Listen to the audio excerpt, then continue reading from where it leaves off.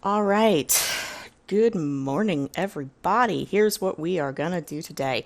So, today I want to run you through kind of the basics of Croesus so that if you're running a 4-man, an 8-man, or just with a big group, or even by yourself, you kind of understand the basics of how this works. So, we're going to start a new instance and I'm going to walk you through this. So, don't worry too much about all of these requirements. We're just going to do this because it's a walkthrough. So, when you first come into Croesus, you're going to land on this platform. This platform is kind of going to give you an overview of the whole thing. So you'll have your Croesus reward chest, which is where your rewards will be, and you have Gorvek. Gorvek's going to be a loudmouth throughout all of this. You can kind of ignore most of what he's saying. The big thing for him is that he'll take you to one of these nodes. Now, you can kind of see this on my screen. There are 4 nodes in the corners of this arena. There's hunting, there's fishing, there's mining, and there's woodcutting. So this is your skilling boss. So these 4 nodes represent 4 different skills.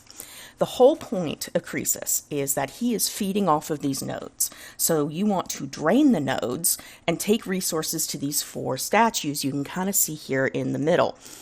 And when you contribute to those statues, it builds them. And when you restore the statues, it allows you to open Croesus's skirt here, and then you'll be able to mine or fish or hunt or woodcut a node in the middle, which decreases his health. That's basically how you attack him.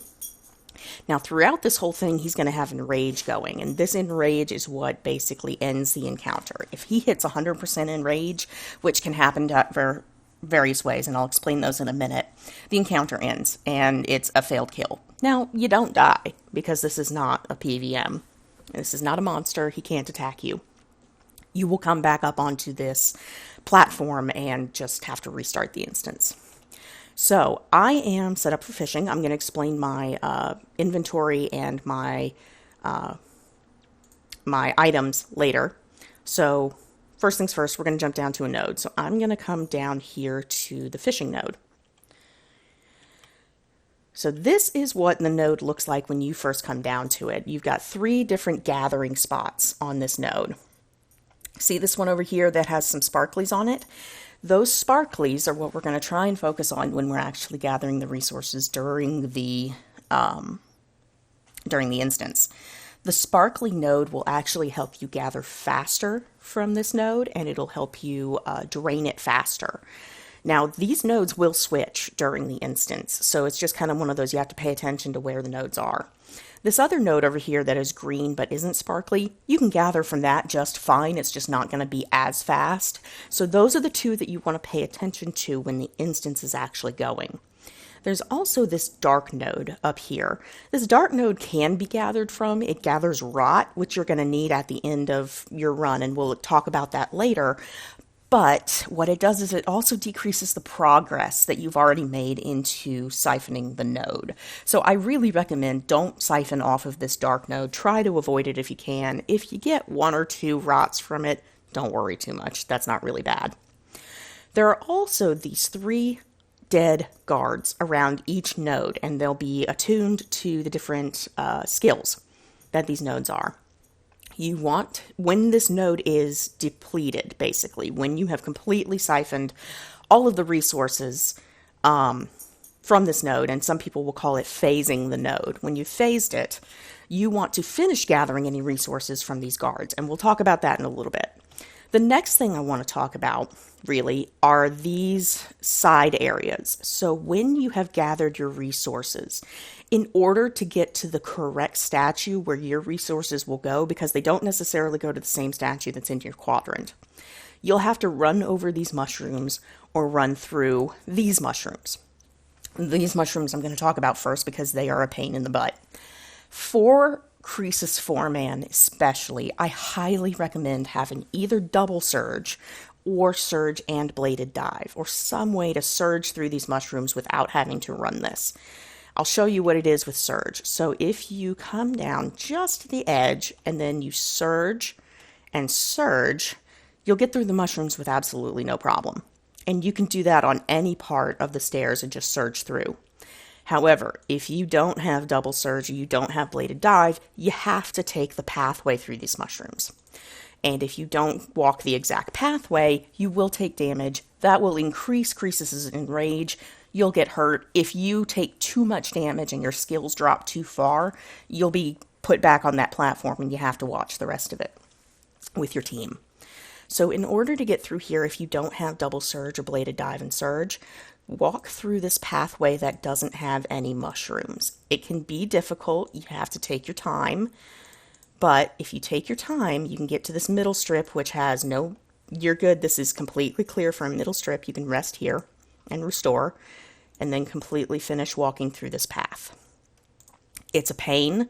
If you step on those mushrooms outside the path, which it is incredibly easy to do, you will take damage and it will hurt and you will be sipping restores like there's no tomorrow. The other pathway, so basically, before I talk about the other pathway, those pathways repeat. So on the south side, on the east and west side of the arena, you can see this on my mini map. These two squares right here are the pathway mushrooms. And then on the north and the south side are these sparkly, spiky mushrooms, I call them. I'm going to re-minimize this. So you'll see 1, 2, 3, 4 different mushrooms in front of me. And basically the way to get through here is you have to climb over these mushrooms. What you want to do is you see these sparkly mushrooms like we saw the sparkly nodes. These are the safe mushrooms. If you click on these, you won't take any damage while you're going through here. If you click on the other ones, however, you could kind of hear a noise. You didn't see me take any damage this time, but if you click on the non-sparkly mushrooms while you're going through here, you will take a significant amount of damage, which again will hurt you. You have to sip restores, or you might die, so to speak, and be sent back up to Gorvik. So when you're running through here during the actual instance, you want to click on just the sparkly mushrooms. Now, that's going to be a little difficult because you're also avoiding mechanics, but we're going to talk about that in a second.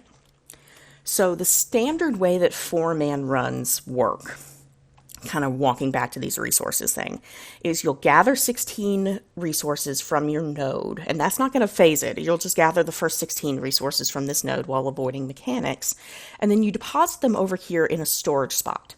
The reason you're depositing these in a storage spot is one of your colleagues or one of your teammates is going to come through and they're going to pick up those resources and they're going to take them to a different statue.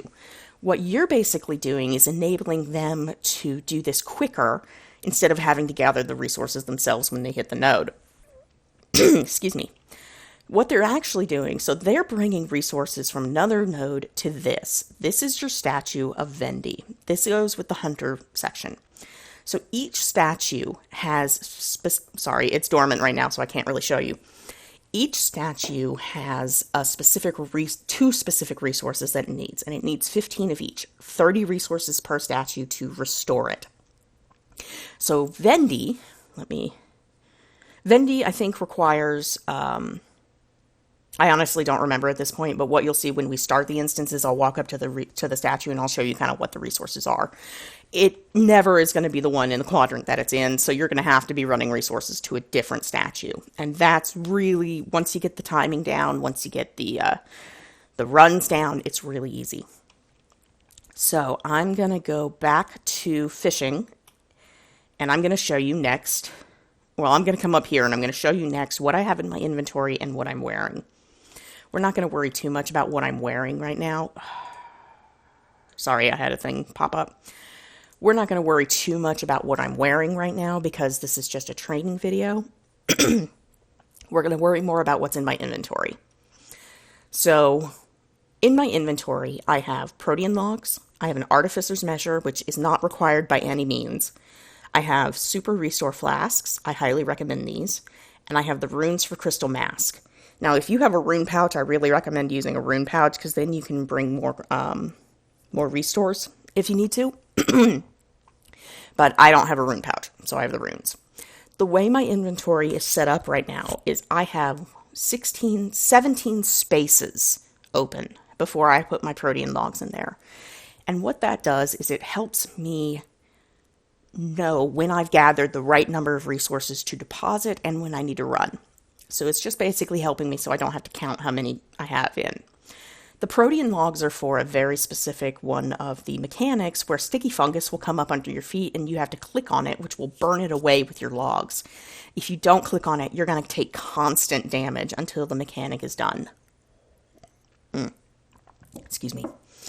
The restores, when you get hit by one of these mechanics, you'll take skill damage, and it will drop your skill stats, basically. This is why I have my skills up here, so I can kind of see what it's doing. And it's going to drop the stats of what we're using in the instance. So fishing, hunting, mining, and woodcutting. The lower your stats are, the more dead you are, basically. The more you get hit, the more likely you are to get knocked up to here in back up to Gorvik, where you'll have to watch. It's basically killing you. So what you do is when you get hit by one of these mechanics, or if you're running through the mushrooms and you accidentally get hit by one of the bad mushrooms, you click a super restore and it will restore your stats. And that's how you keep from dying in this. It also helps that it restores you if you have to continue doing resources. The Crystal Mask, this thing is amazing. If you have it, and if you've completed the Light Within, I really recommend that you bring it here, because what it does is it's going to negate the first hit of damage from any of Croesus' mechanics. So whenever you do take damage, if you can't avoid a mechanic in time and you have Crystal Mask up, you have an extra, boom, hit to get away from that mechanic and avoid taking any damage. It lasts for 5 minutes. You can reapply it almost immediately once it goes away. I really recommend it. I have it hotkeyed to number 1 over here. You can kind of see over here. Crystal Mask will protect the wearer once from Croesus' fungus attacks. Mwah! Chef's kiss. It's really good. I really recommend it. It is not required by any means, so if you don't have Crystal Mask, that's not a problem. Just bring extra restores and you'll have to do a little bit more with the timing on the mechanics, but that is perfectly fine. So I have Crystal Mask up. I have different things hotkeyed down here. We're going to talk about that in a second. I'm going to go to fishing, and I'm going to show you this live. So I'm going to come down here to fishing, and if you have 4 people, you'll have 1 person at each node ready to go when you come up here to fishing, or when you come up here to Croesus. Usually the team leader will start this. So I'm going to show you how to start this. You're going to investigate Croesus and go, yes, let's go.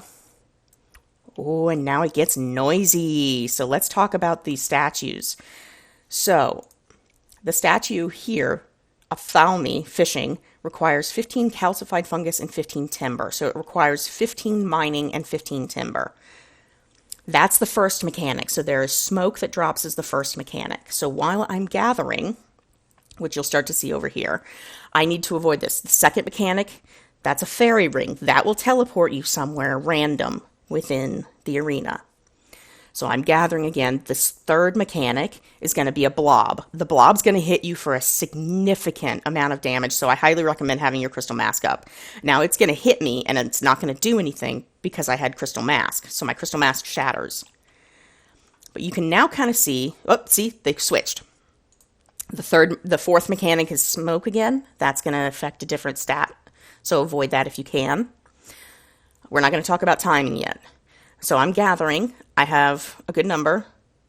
So the red blob cements you in place. Hit Z, or whatever your freedom is tagged to, and that will free you. Okay, here's the sticky fungus. You click remove sticky fungus, and that burns it away from your feet.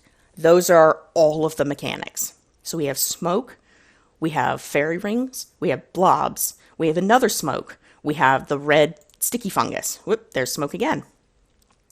We have the red sticky fungus, and then we have the gray sticky fungus. So all of that will repeat every single time. All right, so those are the mechanics. Now let's talk about how to avoid them. So this is the blob. Again, I'm not going to tank it. I'm going to show you kind of what it's going to do. So when the blob drops, you can kind of run away from it and stop it on things, but it's going to hit me. That is a significant amount of damage that I just took. I don't like it. So now I have 16 items. This is a little bit hectic because I'm also having to dodge at the same time. So you just saw me deposit 16 items in here. I'm just going to check the contents. There are 16 fungal algae stored there. That's for the next person that comes up behind me. Now, what I'm going to do is once you get that second red, there are energy fungus that come up here into the middle. You need to remove the sticky fungus at your feet, then run up to the middle and remove this energy fungus. If you're in a team, somebody will usually yell mid to announce when you need to come up to the middle.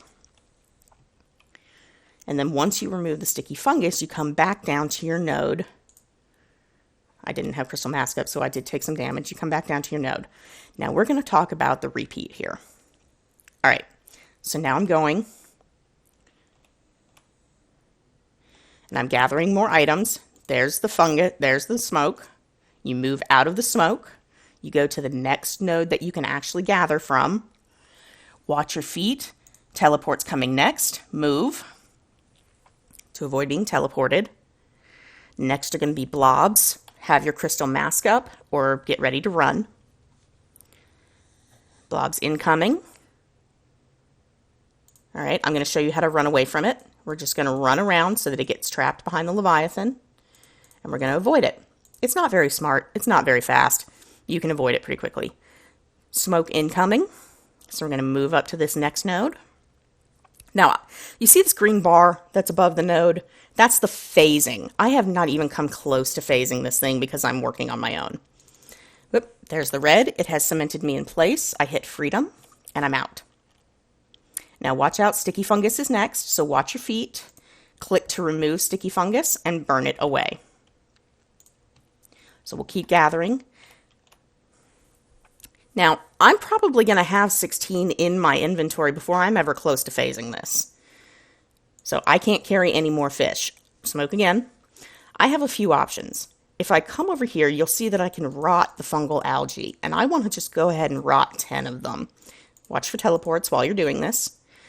That gives me 11 rot down in my inventory. That's going to come into play later when we get to the final node.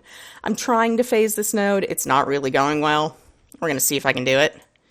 Oh, excellent. So the blob got trapped on the other side of the Leviathan, so I'm fine. Watch for smoke. See the nodes have shifted again. I've learned how to move so that I can keep the smoke off of my node, which is very nice. Ooh, this is another thing. Since it's a gathering thing, I really recommend having a Grace of the Elves if you can, because it will give you Saren spirits, and it's nice. All right, remember that was the red thing. Clear your sticky fungus at your feet, and then come back up to the energy fungus. Now look up here. You can see that he's already at 40% enrage. I'm not doing great with a solo here because he does increase his enrage as I'm going, even if I'm not getting hit by the mechanics. Solo is really, really hard. So we're doing this just as an explanation. All right, so I'm going to finish, I'm not going to phase this node. I'm just going to finish gathering the 16 that I need, and I'm going to show you a long run. So in 4-man runs, what typically happens is you'll do a long run and then you'll do a short run. That means you go 2 counterclockwise and then you go one more counterclockwise while avoiding the mechanics. So here we go. We're going to run through the sparkly stinky mushrooms. So I'm clicking just on the sparklies while avoiding the mechanics. There's the fairy ring.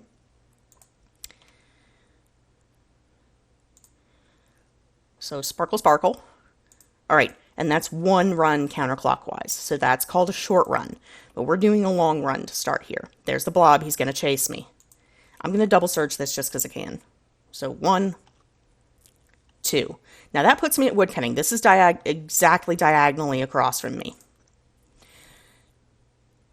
All right, so you saw I contributed the fungus to the statue of Sana. Sana required those 16. Now, if I was running in a 4-man, there would be 16 fungus right here in this deposit spot for timber. So I'm going to grab some timber. I'm not going to make it out of this one, and I know it. Remove the sticky fungus.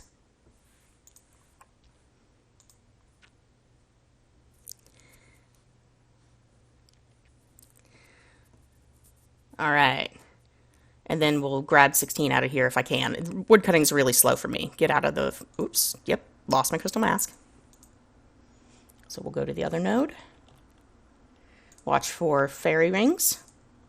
Excellent. You just have to step like 1 or 2 spaces away from the fairy ring and it won't teleport you. So you can see down in my inventory, I kind of have this. I'm watching to see how many I have. Oop, blobs. And I took that with my crystal mask, so I'll reset my crystal mask. I'm not too worried right now about which node I'm gathering from because I am absolutely not going to be able to phase this on my own. So I'm just getting 16 resources to kind of show you what it looks like. All right, click your freedom to get out.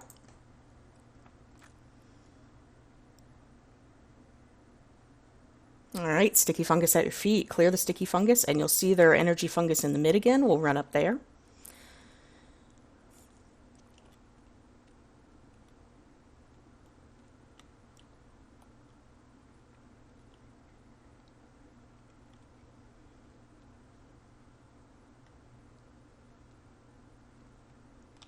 Excellent. All right, I'm going to pretend that I have 16 and I'm going to go ahead and do my short run. So we're going to run through the mushrooms again one more counterclockwise. Watch out for mechanics. Smoke. Next will be fairy rings. And actually, I'm going to show you what the fairy rings do. So if I had 16 in my inventory, I would deposit it here. I'm going to stand, watch what the fairy ring does. I got teleported to a different node. Now, sometimes the fairy ring will teleport you just like 2 spaces in the same quadrant you're in. More often, it will teleport you to a different node, and it's not necessarily the one you want to be at. All right, so I'm just going to start taking hits here, because I'm going to show you what happens when your enrage comes all the way up. So, what would happen is if we had enough. Okay, so yeah, if you stand in the smokes, you're going to take constant 11 damage in one of your stats until the smoke disappears. The red doesn't really do much to you. It just kind of locks you into place. Watch what the sticky fungus does. Sticky fungus does 6 constant damage in multiple stats. This will hurt you. This will knock you out very, very quickly. So please be careful and try to make sure that you remove the sticky fungus at your feet. Right? And now we have another smoke, which affects a different stat. You can see this one is affecting fishing. All right, you can kind of see his enrage is up to 86%. He's taking 1% enrage up. You kind of saw that. I only get teleported 1 spot. But his enrage increases 1% for every hit that I take. And, ooh, boy, did that take a lot of hits. You already saw that this kind of takes me out. Whew. So, we've covered the mechanics. We've covered the walking. Here we go again. Here's some more smoke. This one hits Hunter. We've covered the restores, which restore your stats. We're covering enrage right now. Oh, look at this. Okay, so he's about to hit 100. And then he's going to kick me, basically. So I'm going to let this next one hit me.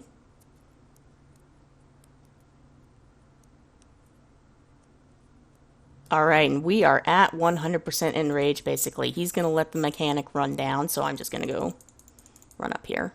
Yeah, and we are at 100. So once this mechanic ends, I'll show you what he does. Oh, also, every time you get hit by one of those mechanics, it rots one of the resources in your inventory. So it's been increasing the amount of rotten fungus that I have. Here we go. This is what happens when he hits 100% enrage.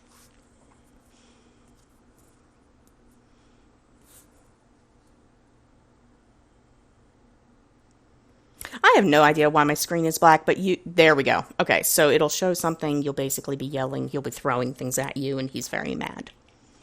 And you get teleported back up here. You don't get any rewards, unfortunately. But that's just basically it. That is all you do with Croesus. You gather resources, you deposit them, you gather more resources, you take those resources 2 counterclockwise to a statue, you pick up the resources that your friend has deposited, you run 1 more counterclockwise to the next statue, you deposit your stuff, you take 10 rot that are in your inventory, or you gather additional rot if needed. You rot the node that you're at because that slows down its regeneration, so to speak, if you've phased it. You restore the statue. When everybody has restored their statues, you pray. That lifts his skirt. You go to the middle, you kill him. That is the basic run through. All right, so that's basically it. I'm going to create a second video here where I'm actually running with a team so you can see how it actually goes when there are other people and you're not dying the whole time. So thanks for watching. If you have any questions, please feel free to PM me on Discord or in RuneScape. I am DarkDeath19. I am happy to answer any questions that you have with Croesus. I am also happy to take learners on any runs that I do. I love taking learners. I love teaching people this boss because I love it so much. Thanks again.